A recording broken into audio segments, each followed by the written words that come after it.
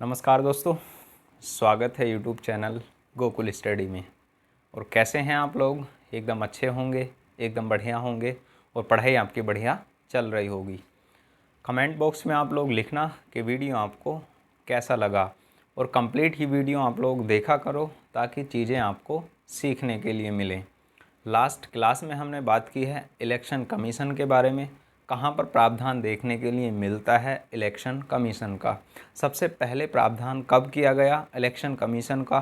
25 जनवरी 1950, इसकी हमने बात कर ली है। उसके बाद सबसे पहले जो मुख्य निर्वाचन आयुक्त थे वो कौन थे, उसकी हमने बात कर ली है। उसके बाद हम लोग यहाँ पर बात करें सबसे पहले इसको बहुसदस्यीय संस्था कब बनाया गया, इस पॉइंट के बारे में भी हमने कंप्लीट पढ़ लिया है।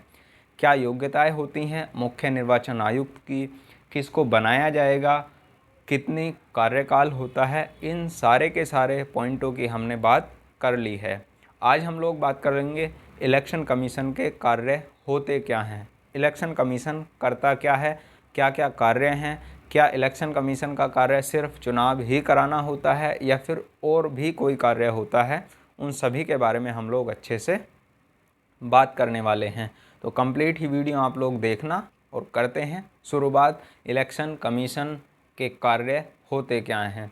सबसे पहले हम लोग बात करें इलेक्शन कमीशन के कार्यों की, तो इलेक्शन कमीशन का कार्य पहला और मेन और इम्पोर्टेंट कार्य होता है कि चुनाव करवाना, इलेक्शन कमीशन का चुनाव करवाना। और उससे अधिक मोस्ट और इम्पोर्टेंट पॉइंट ये होता है कि यह चुनाव आयोग कौन कौन से चुनाव करवाता है, उसके बारे में हम लोग बात करेंगे। तो चुनाव आयोग की हम लोग बात करें, चुनाव आयोग के कार्यों की,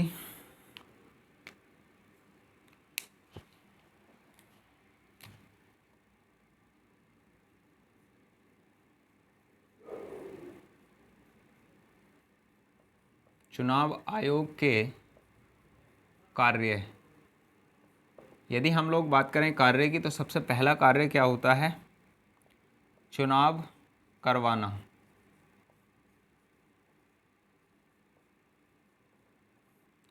और चुनाव कौन कौन से चुनाव इलेक्शन कमीशन के द्वारा कराए जाते हैं? तो राष्ट्रपति के चुनाव हो, उपराष्ट्रपति के चुनाव हो, राज्यसभा का चुनाव हो, लोकसभा का चुनाव हो और राज्य विधानसभा के जो चुनाव हैं और राज्य विधान परिषद के जो चुनाव होते हैं, सभी के सभी चुनाव किसके द्वारा कराए जाते हैं? चुनाव आयोग के इलेक्शन कमीशन के द्वारा कराए जाते हैं। जो केंद्र में उपस्थित है आर्टिकल 324 में जिसका प्रावधान किया गया है, वह राष्ट्रपति के, उपराष्ट्रपति के, राज्यसभा के, लोकसभा के, राज्य विधान परिषद के और राज्य विधानसभा के, इन सभी चुनावों को कराने का कार्य किसका होता है? इलेक्शन कमीशन का कार्य होता है। उसके साथ ही इलेक्शन कमीशन का कार्य क्या होता है? आदर्श आचार संहिता को लागू करना। आदर्श आचार संहिता आपने देखा होगा कि चुनाव में कोई मेन्यू जारी नहीं किया जाएगा, यानी होर्डिंग नहीं लगाए जाएंगे, अपना प्रचार एक सीमित सीमा के अंतर्गत किया जाएगा। ये आदर्श आचार संहिता का प्रावधान होता है। और आदर्श आचार संहिता का उल्लंघन करने पर किसी भी उम्मीदवार की, यानी जो उम्मीदवार आदर्श आचार संहिता का उल्लंघन करता है उसकी आयोग उम्मीदवारी तक भी रद्द कर सकता है। यानी आदर्श आचार संहिता को लागू करवाने का कार्य भी किसका होता है? इलेक्शन कमीशन का होता है। आदर्श आचार संहिता 1971 में इसका प्रावधान किया गया था और उस समय से लगातार अब देखने के लिए मिलती है। तो चुनाव जब कंडक्ट कराए जाएंगे उससे कुछ समय पहले आदर्श आचार संहिता को आयोग के द्वारा लगवाया जाता है या इसको लागू करवाया जाता है। तो अब हम बात करते हैं कौन कौन से चुनाव करवाता है। भारत के राष्ट्रपति,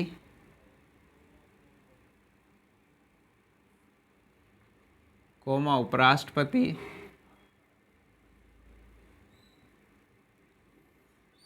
राज्यसभा,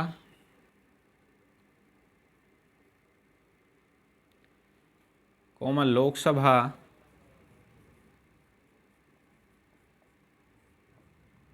राज्य विधान परिषद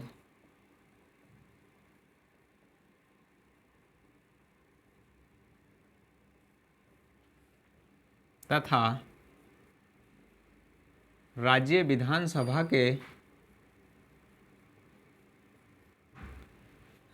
विधानसभा के चुनावों को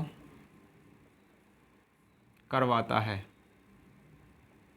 कौन? Election commission. और ये प्रावधान कहाँ पर देखने के लिए मिलता है? आर्टिकल 324 में देखने के लिए मिलता है। उसके बाद हम लोग बात करें आदर्श आचार संहिता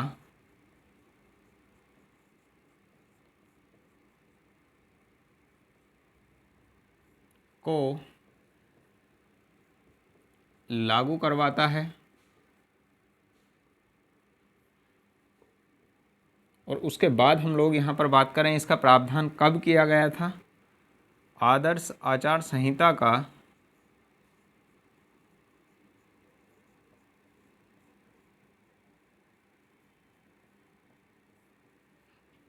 प्रावधान 1971 में किया गया था।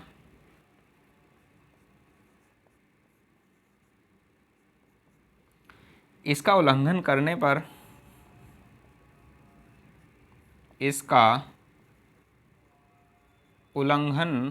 करने पर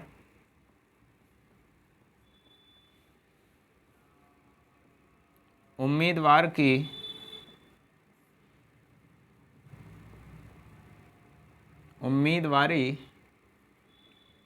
रद्द की जा सकती है।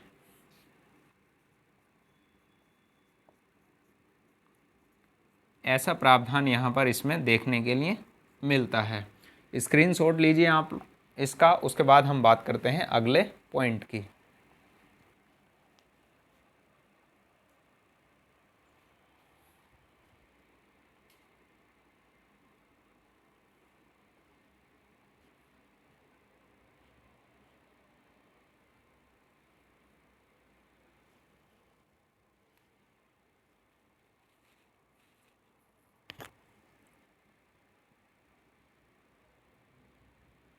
लिया होगा आपने स्क्रीनशॉट।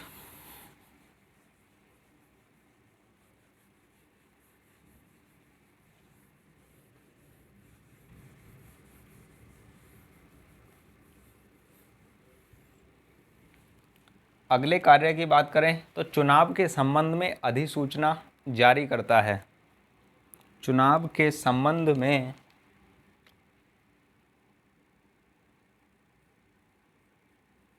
चुनावों के संबंध में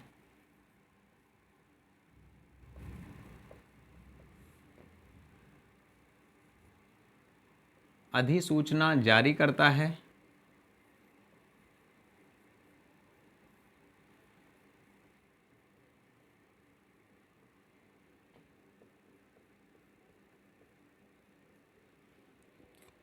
आयोग के द्वारा ही चुनाव के संबंध में तिथियां या फिर अधिसूचना जारी की जाती है। उसके बाद हम लोग यहाँ पर बात करें राजनीतिक दल को। आपने देखा होगा जो राजनीतिक दल बनते हैं तो उसको मान्यता देने का कार्य किसका होता है? तो भी चुनाव आयोग का कार्य होता है। राजनीतिक दलों को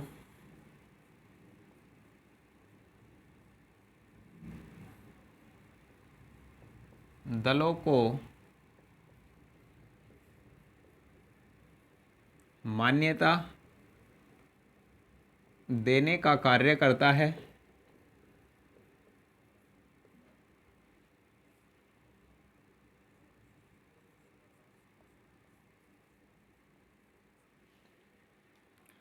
जो भी राजनीतिक दल हैं उनको मान्यता किसके द्वारा दी जाती है? तो वहाँ पर चुनाव आयोग के द्वारा दी जाती है। इस बात को आप लोग याद रखना। अगले पॉइंट की हम लोग यहाँ पर बात करें, अगला है मतदाता सूची तैयार करता है। यानी जितने भी किसका वोट है या फिर नहीं है उसके वो किसके द्वारा जारी की जाती है? तो वहाँ पर इलेक्शन कमीशन के द्वारा ही वोटर जो वोट होता है आपका वह किसके द्वारा दिया जाता है या पर्चियाँ किसके द्वारा तैयार होती हैं, जो जिससे ये पता लगता है कि मतदाता सूची में आपका नाम है या फिर नहीं, और मतदाता सूची किसके द्वारा तैयार की जाती है, तो इलेक्शन कमीशन के द्वारा तैयार की जाती है। तो अगले कार्य की हम लोग यहाँ पर बात करें, मतदाता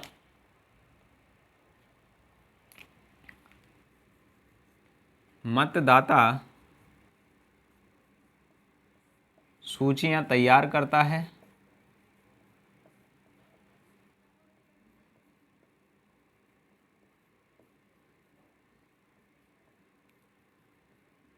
और उसके बाद अगले कार्य की हम लोग यहाँ पर बात करें, यदि चुनावों में कोई विवाद हो जाता है तो उसकी प्रारंभिक सुनवाई भी किसके द्वारा की जाती है, तो वहाँ पर जो आयोग होता है इसके द्वारा ही की जाती है।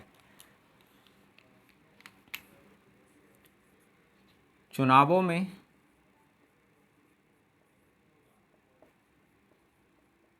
हुए विवादों की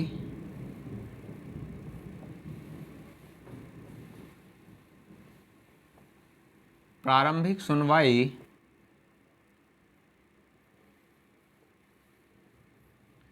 चुनाव आयोग के द्वारा की जाती है।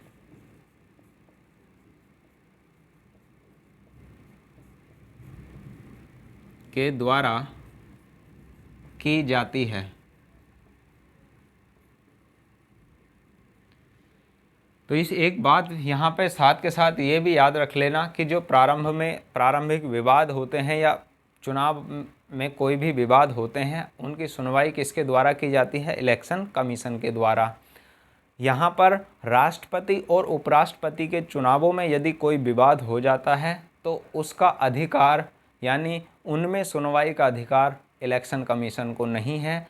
उनके विवादों का निपटारा सुप्रीम कोर्ट के द्वारा किया जाता है। इस बात को आप लोग याद रखना। राष्ट्रपति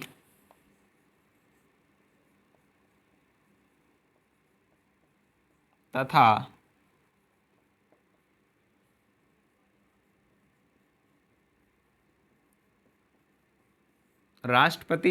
उपराष्ट्रपति के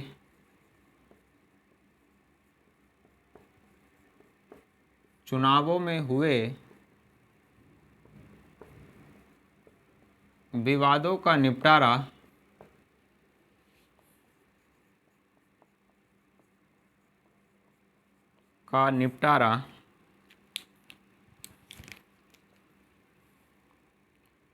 सुप्रीम कोर्ट के द्वारा किया जाता है। सुप्रीम कोर्ट के द्वारा किया जाता है।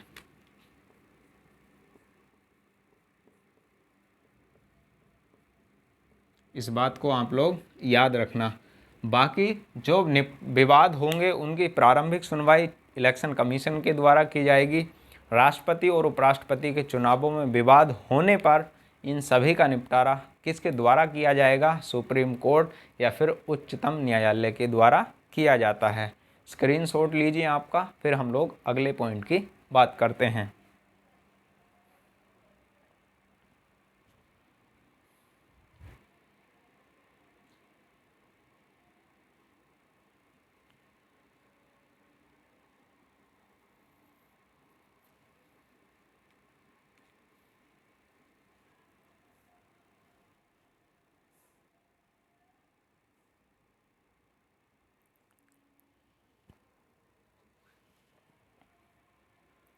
लिया होगा स्क्रीनशॉट।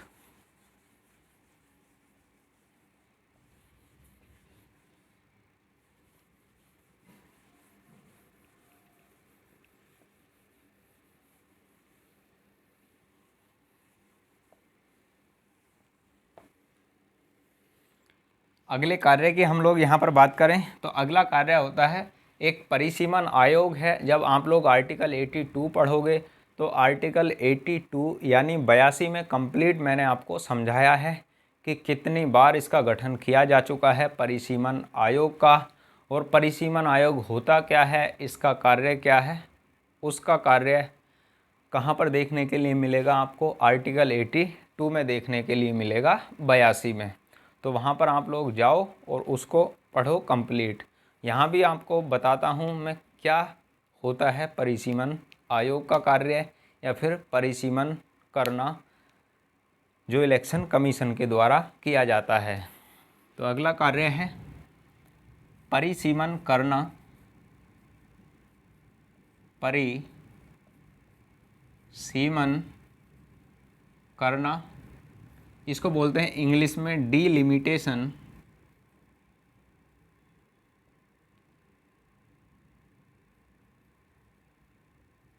डीलिमिटेशन, परिसीमन करना, इसमें क्या होता है, जब भी जनगणना होती है तो जनगणना होने के बाद जो भी सूची तैयार होती है जनगणना की, उसके माध्यम से किसी भी क्षेत्र में, किसी भी राज्य में, किसी भी स्थान पर कौन सा क्षेत्र किस लोकसभा क्षेत्र में शामिल होगा, कौन सा क्षेत्र किस विधानसभा क्षेत्र में शामिल होगा, कितने गांव किस विधानसभा क्षेत्र में आएंगे, कितना एरिया लोकसभा क्षेत्र में शामिल होगा, कितनी वोटिंग यहाँ पर होगी, कितने मत यहाँ पर होंगे, किस विधानसभा में कितने मत होंगे, कितनी लोकसभा में कितने मतदाता होंगे, इन सभी का निर्धारण परिसीमन के माध्यम से ही किया जाता है। और परिसीमन प्रत्येक 10 वर्षों में किया जाता है, और 10 वर्षों में यदि नहीं किया जाए तो पहले जो निर्धारित था वही परिसीमन चलता रहता है। तो कब किया जाता है, यह है परिसीमन होता कब है। परिसीमन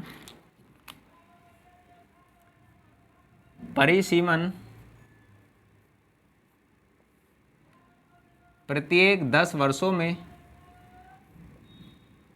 10 वर्षों में किया जाता है।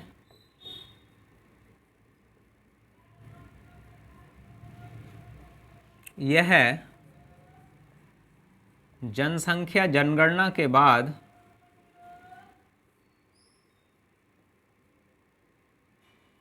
जनसंख्या जनगणना के बाद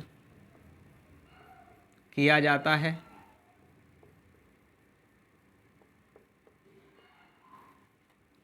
और इसके गठन की हम लोग बात करें, अब तक कितनी बार इसका गठन हो चुका है, तो इसका अब तक 4 बार गठन किया जा चुका है। इसका गठन अब तक 4 बार किया जा चुका है।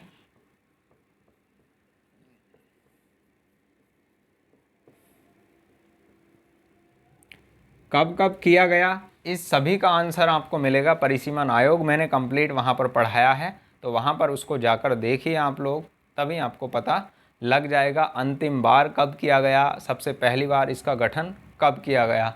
लास्ट टाइम की मैं बात करूँ तो सबसे अंतिम बार 2002 में किया गया था, उसके बाद इसका परिसीमन आयोग का गठन नहीं किया गया। अलग राज्य के लिए किया गया है, स्पेशल जम्मू कश्मीर, वहाँ पर सीटें फिक्स की गई हैं कितनी सीटें कहाँ पर होंगी, तो इस बात को आप लोग याद रखना, बाकी आप वहाँ पर जाकर पढ़ सकते हैं। उसके बाद हम लोग यहाँ पर बात करें परिसीमन आयोग कब का लागू है और कब तक लागू रहेगा। ये परिसीमन आयोग जो इसने अपनी रिपोर्ट दी, यह कब तक लागू रहेगी, तो ये बात आप लोग याद रखना, 2026 तक जो सीटें फिक्स हैं लोकसभा की वही सीटें रहेंगी, जितना आरक्षण है वहाँ पर उतना ही रहेगा। यानी आरक्षण की मैं बात यहाँ पर कर लूँ, देखो 2026 तक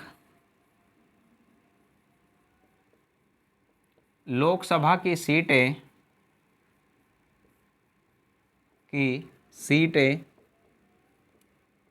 वही रहेंगी,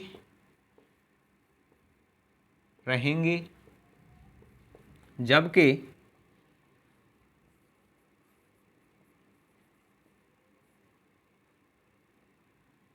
SC ST के आरक्षण को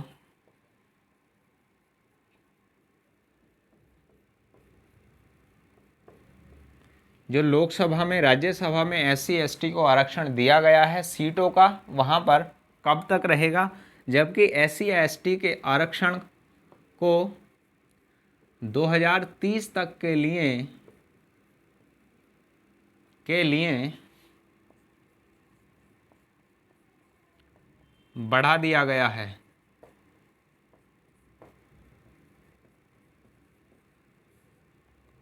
बढ़ा दिया गया है।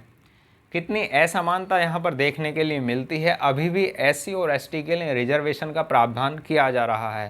तो इसका मतलब है कि अभी इक्वलिटी नहीं आई है, समानता नहीं आई है, अभी बिल्कुल विषमता है। इस कारण से रिजर्वेशन को बढ़ाया गया है। बोलते हैं कि रिजर्वेशन क्यों बढ़ाया गया, अभी भी असमानता है। अलग अलग क्षेत्र में जाकर आप लोग देखोगे तो वहाँ पर अभी भी रिजर्वेशन की ज़रूरत है, इस कारण से इसको बढ़ा दिया गया है। और एससी और एसटी का आरक्षण सीटों के संबंध में कब तक रहेगा, तो 2030 तक के लिए इसको बढ़ा दिया गया है। कब बढ़ाया गया, किस संविधान संशोधन के माध्यम से बढ़ाया गया, इन सभी सवालों का जवाब मैंने आपको जब संसद पढ़ाई थी वहाँ पर दे चुका हूँ, तो वहाँ पर आप लोग जाकर उसको देखिए। अब नेक्स्ट अगले प्रावधान की हम लोग यहाँ पर बात करें। परिसीमन आयोग में अगला पॉइंट क्या शामिल होता है,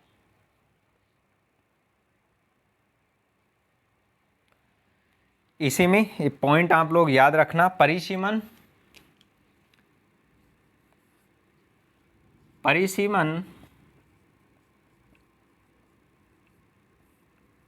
आयोग की रिपोर्ट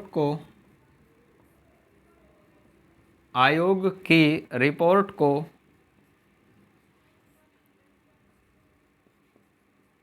किसी भी न्यायालय में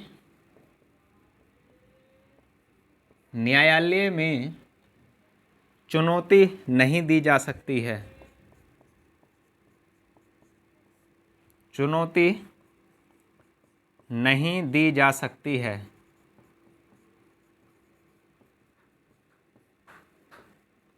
और ये प्रावधान कहाँ पर देखने के लिए मिलता है, तो आर्टिकल 329 में ऐसा प्रावधान किया गया है।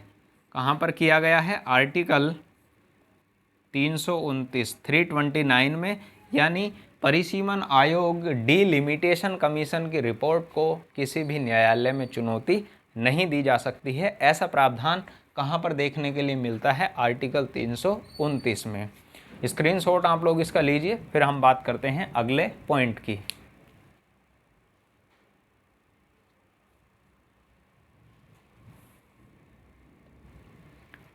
और इसको आप लोग शेयर किया करो सभी के साथ। बेस्ट क्वालिटी आपको लगती है कि कंटेंट बेस्ट है, और कोई भी हम लोग एक्स्ट्रा बात नहीं करते हैं। जब एक बार पढ़ने की शुरुआत कर दी हमने, तो सिर्फ हम लोग पढ़ाई की ही बात करते हैं। तो इसलिए आप लोग सभी के साथ इसको शेयर किया करो। स्क्रीनशॉट आपने लिया होगा इसका, क्योंकि कंप्लीट हम पढ़ाई की ही बात करते हैं, कोई भी एक्स्ट्रा बात नहीं करते। ये कंटेंट काफ़ी, जैसे हम लोग पढ़ते हैं 30-35 मिनट में, तो कंटेंट ये होता है कम से कम 1-1.5 घंटे का। 1.5 घंटे से कम नहीं होता। यदि आप लोग इसको प्रॉपर समझोगे और उसके बाद लिखोगे तो आपको टाइम इसके लिए लगेगा। और यदि आपको वैसे ही देखना है तो आप लोग तुरंत ही इसको देख सकते हो। बाकी कंप्लीट प्रॉपर नोट्स बनाओगे तो जो 30 मिनट की क्लास है आपके लिए 1 घंटे से कम नहीं होगी, 1 घंटे से प्लस ही आपके लिए होगी ये क्लास। अच्छे से समझ के आप लोग लिखोगे। अब यहाँ पर हम लोग बात करें परिसीमन आयोग के संबंध में कौन कानून बनाता है, उसकी हम लोग यहाँ पर बात करें। आर्टिकल 327 में प्रावधान किया गया है। इसमें इसके अनुसार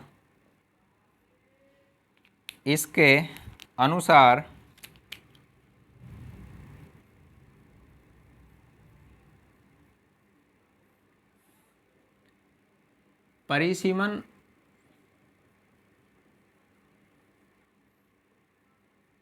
आयोग के संबंध में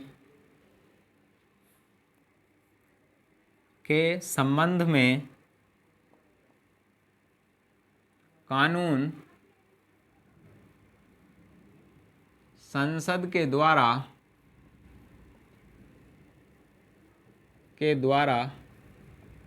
बनाया जाता है।